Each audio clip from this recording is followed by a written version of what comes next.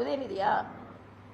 இப்போ உதயநிதிக்கு ஏதாவது தெரிஞ்சு பேசுறாரா தெரியாம பேசுறாரான்னு எனக்கு தெரியல. இது செத்த மொழி சமஸ்கிருதம்னு சொன்னாரு. நேற்று ஒரு வீடியோ பார்த்தேன். அவங்க அம்மா சமஸ்கிருத ஸ்லோகத்தை எல்லா சாமிக்கும் சொல்றாங்க. அப்ப செத்த மொழி தான் அவங்க அம்மா பேசுறாங்களா?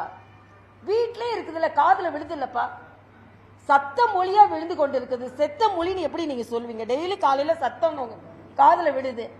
அதே மாதிரி சனாதனத்தை கொசு போல ஒழிப்பேன். இன்னொன்னு, அவங்க வீட்டில் உள்ள எல்லா பேருமே சமஸ்கிருத பேரு தான். ஆக சமஸ்கிருதத்தை பேரை வச்சுக்கிட்டு எப்படி செத்த மொழின்னு சொல்வீங்க? உங்க மொழிகளே சமஸ்கிருதம் இருக்க. ஆக இன்னொரு மொழி மீது வெறுப்பை திணிக்க கூடாது. இன்னொன்று, இந்தி திணிக்கப்படுகிறது என்று சொன்னா நாங்க இவங்களை எதிர்த்து போராடுவோம்.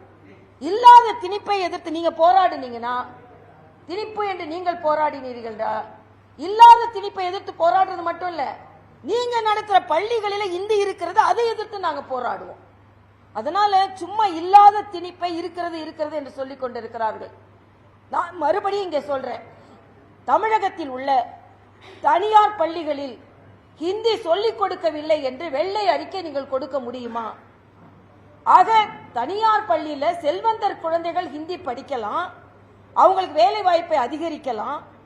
ஆனா அரசாங்க பள்ளி குழந்தைகளுக்கு ஹிந்தி படிக்க கூடாது என்ற பாராபட்சத்தை நாங்கள் எதிர்க்கிறோம். இன்னும் சொல்ல போனா, உதயநிதி அவங்க பிள்ளைங்க படிச்சது ஹிந்தி படிக்காத பள்ளியில யாரும் படிக்கல. அதனால அவங்க பேசுறது ஒண்ணு, நடந்து கொள்வது ஒன்று என்பதைத்தான் நான் தெரிவித்துக் கொள்றேன்.